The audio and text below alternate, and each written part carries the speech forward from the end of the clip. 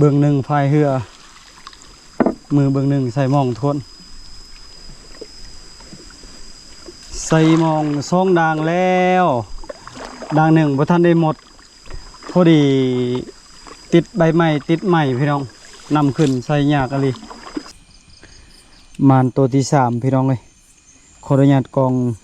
มืดๆเนี่ยกลางคืนแล้วตอนนี้เวลา7 โมงกาย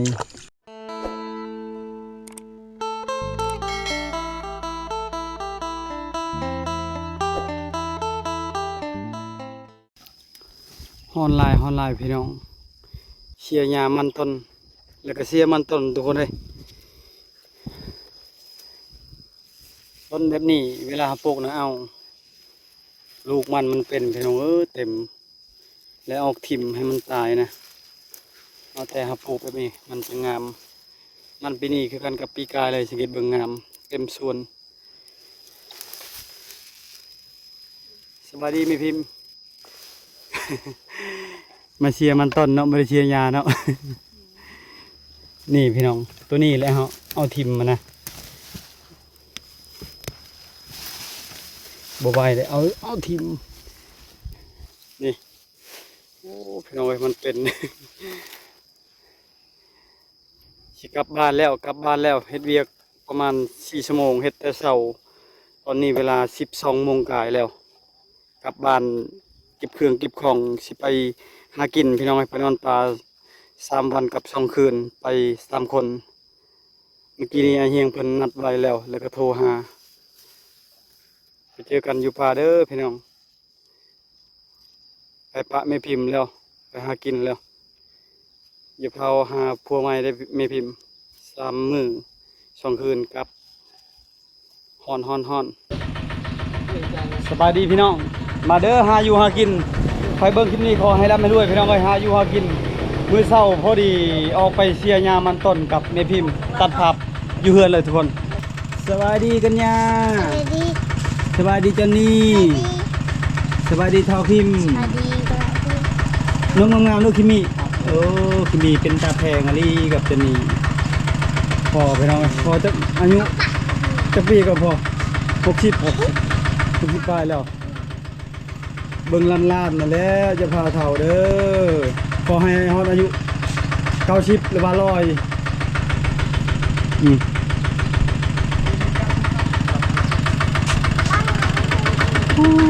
โคตรว่าเครื่องเลย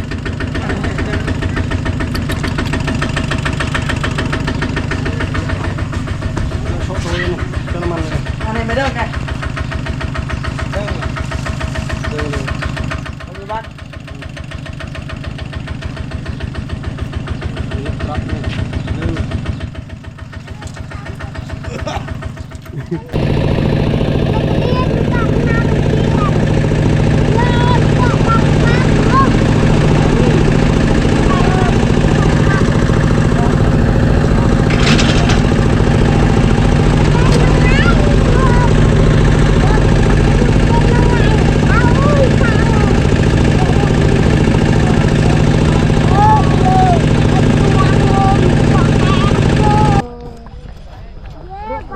เส้นทางเคยข้ามไปบ้านเก่งลินเข้าเมืองแล้วพี่น้องเลยเอาเหือก่อนเอาเหือใส่เครื่องเต็มลานลูกๆเขาเจ้าไปส่งขี่รถไถไปส่งจะหน่อยกลับน้องมาก็คือกันน้องมากับมาคือกัน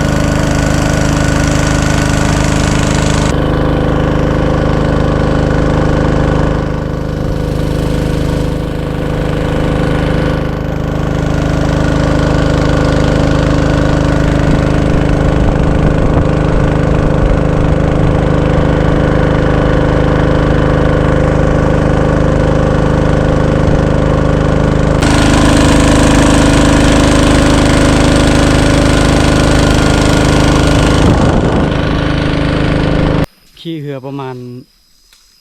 40นาทีประมาณนี้แหละพี่น้องเอ้ยเพราะว่าน้ำมันขึ้นไวขี่เรือหน่อย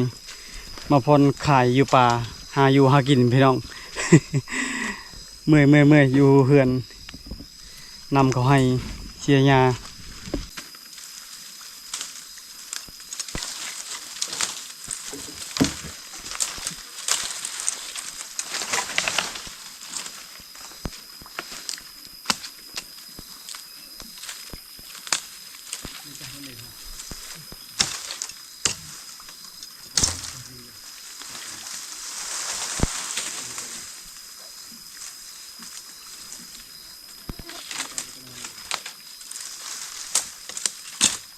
อย่าตับคือไม่รับได้เลยนี่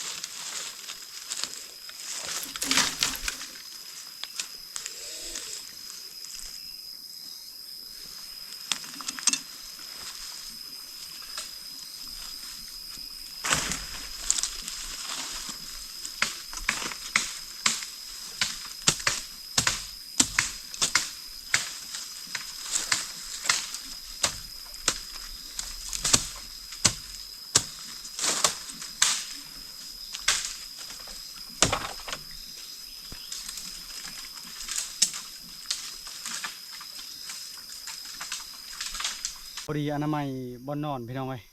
แล้วก็เฮ็ดบอนมัดเปช่วงนี้ฝนตกตลอดมุงไผบัดเรียบร้อยแล้วบอนนอนก็ใกล้ๆเลยใกล้ๆกับแม่น้ำมื้อวานกับมื้อนี้สังเกตเบิ่งน้ำขึ้นหลายเลยมื้อวานในพานเดินลงไปแปลงจากเหือจมน้ำแปลงเรียบร้อยแล้วมื้อวาน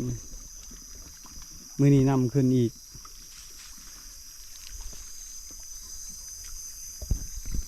ทีมงานมื้อนี้ไปทางบกไปทางน้ำนี่มื้ออื่นถ้าว่าใส่เบ็ดใส่หม่องบ่ถึกเฮาสิไปทางบกคือกันตอนแรงๆหาใส่เบ็ดใส่หม่องก่อนนอนกลางป่าติดกับแม่น้ำ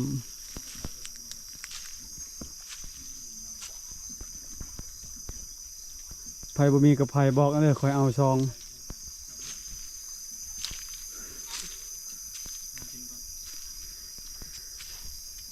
คักแล้วเนาะ คักแล้วมีบอลสัญญาณแล้วไผมีกับไผบ่มีกับไผบอกได้เขามีกับไผแล้วมีค่อยมีมื้อนี้นี่นอนไผนอนลาวแล้วกับมาเหียงเพิ่นมาโกนผู้บนค่อยนอนมารอบก่อนได้กินกระหอกกินมักม่วงป่าพอดีมื้อสุดท้ายไปนอนแช่น้ำเอาโกพี่น้องเอ้ยเงึดลายเลยคนเฮานอนแช่น้ำก็มี นอนความคิดคาน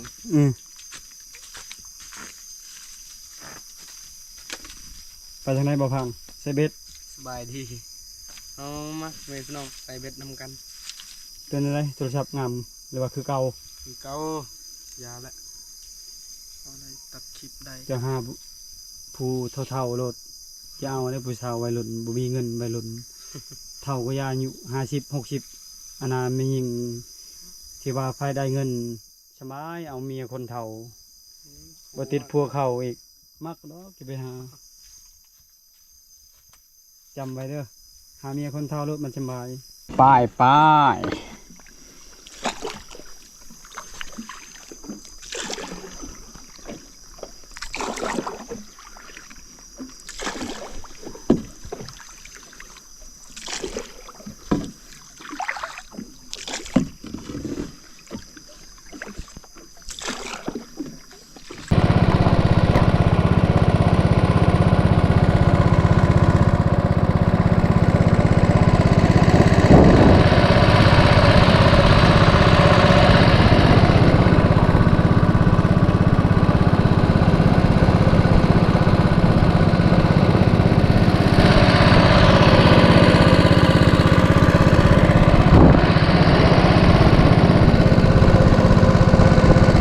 ทางหน้าน้ำตกสวยงามพี่น้องใส่มองเด้อบรรยากาศยามแรงๆพี่น้องใส่มองคนเดียวชวนทีมงานเฮาใส่เบ็ดไปรัดแรงแน่ในพานก็สิใส่เบ็ดปลากดใส่เบ็ดปลาเคิงสิใส่มองมื้อนี้ถ้าว่าท่านมารอบนี้นี่มองกับเบ็ดเอาลายเบ็ดไอเฮียงแล้วก็เบ็ดในพานนี่ใส่มองก่อนทุกคนนำคุณขนาดผู้จังหน่อยใส่เบ็ดปลากดเบ็ดปลาเคิงหาใส่มองน้อยก่อนเบื้องหนึ่งพายเรือมือเบื้องหนึ่งใส่มองทวนใส่มองซ่องด่างแล้วด่างหนึ่งพอท่านได้หมดพอดีติดใบไม้ติดไม้พี่น้องนำขึ้นใส่ยากอะไรใส่บอฮอดครึ่งแล้วก็ปะอยู่พุ่นแหละ ใส่มองด่างที่สองอีกมันยากกันทาสองคนนี่โอเคอยู่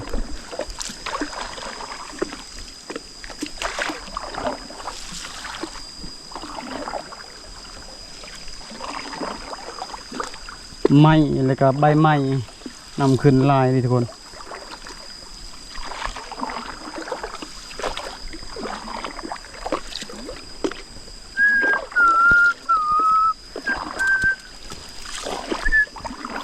อยากให้ถึกปลาน้อยนะ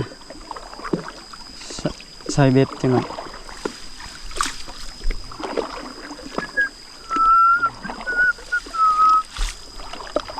ใส่มองเด้อพี่น้องใส่มอง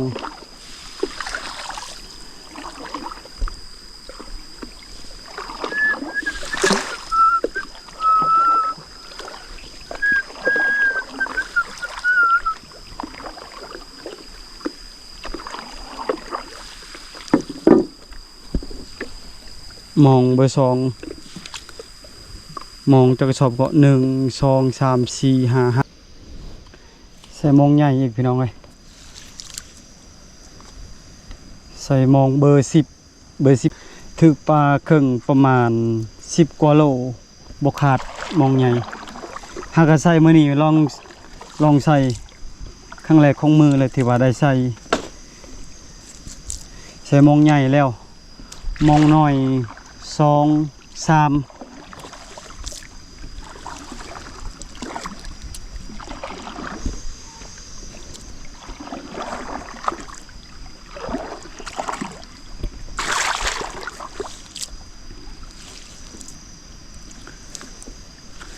ช่วงนี้ชาวบ้านได้ปลาหลายพี่น้องเขาเจ้าใส่มองใหญ่นั่นแหละได้ปลากินยาปลาปากปลาหัวใหญ่ปลาเพี้ย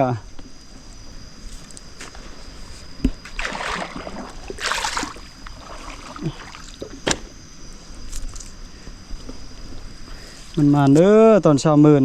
ขอให้ได้ปลาเคิงตัวใหญ่ตัวบักใหญ่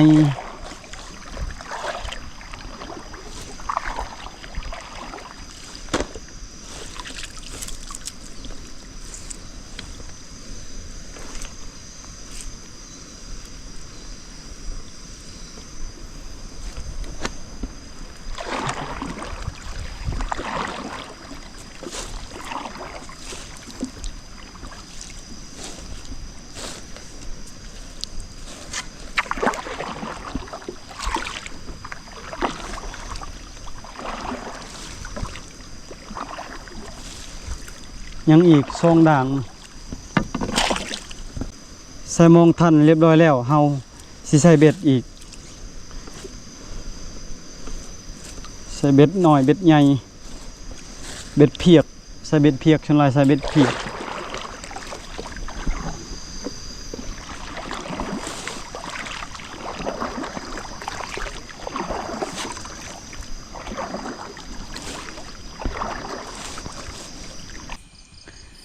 มานตัวที่3พี่น้องเลยขออนุญาตกองมืดๆเนี่ยกลางคืนแล้วตอนนี้เวลา7 โมงกายหาใส่เบ็ดหาใส่มอง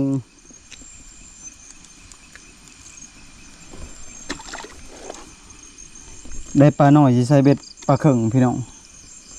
ใส่เบ็ดเพียก ายามองกับบ่ถึกได้แต่3 แต้มประสูตรปากกลาง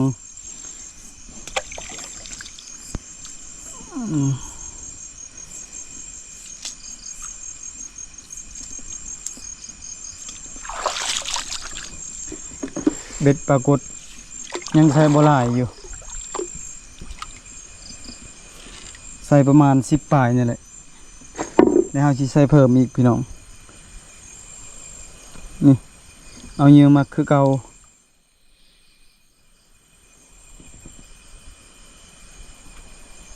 พอดีมาฮอดที่พักพี่น้องหาปิ้งปลาก่อนอยากเข้าแล้วใส่เบ็ดหลายอยู่เด้ใส่เบ็ดเพียกเบ็ดปรากฏใส่หมอง4 ด่างยังเหลืออีก2 กระสอบใส่บ่ทันสิใส่ต้นเช้ามื้อนี่ทุกคนใส่ต้นเช้านำขึ้นบ่มีบอนมัดปิงปลาสูตรส่วนปลาที่เหลือใส่เบ็ดเพียกเสียดายบ่มีปลาดุกมีปลาเอียนปลายังเอาใส่น่ะถือกว่าแถวบ้านเขาเจ้าบ่ได้ปลาดุกได้บ่หลายปลาดุกคันบ่ซื้อเอาปลาดุกก็ว่าแล้วชาหนึ่งดาปิ้งปลาแซ่บๆมีหยังก็หอกบ่คะ นุ่งกับมัน บาง มันหลัง บ่มานเนาะพายาก็กินเลยรอบดึกแล้วพายากินก็กินเลยได้อยู่ป่าบ่ต้องทาไผ รีโพสต์ไปจาหรือมือเบิร์นน่ะแล้วไปแล้ว แล้วมื้อนี้ฝนบ่ตก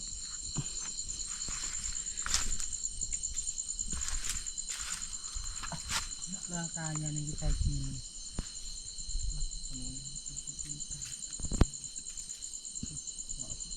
ดี หายากอะไรจะนี่ไปการปลาเรา จำไม่ได้ ไปการจังน้อยควายไหลนี่พากันบุกป่ารอบดึก ควายลายเลยควายประมาณ8 ตัว ยิงเอาตัวหนึ่งเนาะ มันลง ยิงเอาประมาณ100 ปลายโลนี่ สามสิกิน3 คนเป็นอาทิตย์เพื่อซื้อเบ็ด มาพี่น้องจะโดย มาเด้ โอ้ พี่น้องกินข้าวนำกัน หมดแล้วกินข้าวนำกันเด้อเจ้าป่าเจ้าดงหากินคอยมันมาเมืองคอยได้ปรากฏได้ปลาเคิงกินข้าวพี่น้องพูน่ะปิงปลา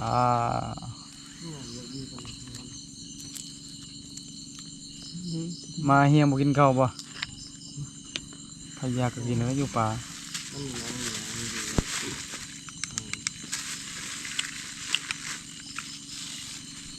กินข้าวช่องคนกับเบาผาง เฮงกินอิ่มนะ อืม ปิ้งหมูน้ำมันเลยดิ คนกำลังมีครอบครัวกำลังจะสร้างครอบครัวบ่กินข้าวก็ได้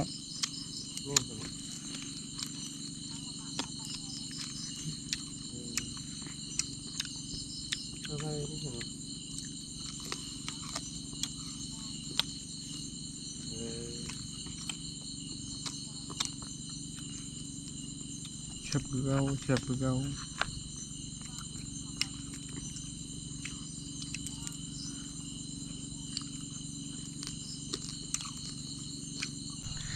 พอดีกินข้าวอิ่มพี่น้องปิงปลา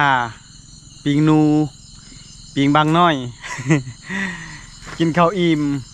ก็ยังเมื่อยเลยมื้อเช้านี่เฮ็ดเวียกแต่เช้าพี่น้องว่าเชียร์ยามันต้นพอดีมาฮอดเฮือน12 โมงเกี่ยมเครื่องเกี่ยมของพอดีออกปล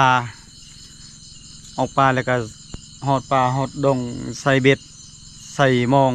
มื้อนี้เฮาสิใส่ตอนเช้าอีกสิลองใส่ตอนเช้าเพราะว่ามองมันเหลือใส่บ่ทันแล้วก็ตอนเช้ายามเม็ดยามมองเลยพี่น้องเอ้ยว่าสิออกไปการจุดเฮาอยู่นี่มันเป็นป่าเราป่าหยังไปการมันยากมีแต่พักผ่อนก็สำหรับคลิปนี้บ่มีหยังมาพักมาตอนพี่น้องก่อนอื่นหมดขอบใจทุกคนที่เข้ามาติดตามแต่ต้นจนจบแล้วก็เป็นกำลังใจให้ทุกคลิปขอให้สุขภาพเข้มแข็งหาเงินหาคำขอได้หลายกว่าเก่าเด้อพี่น้องไปพอกันไปดูนะบาย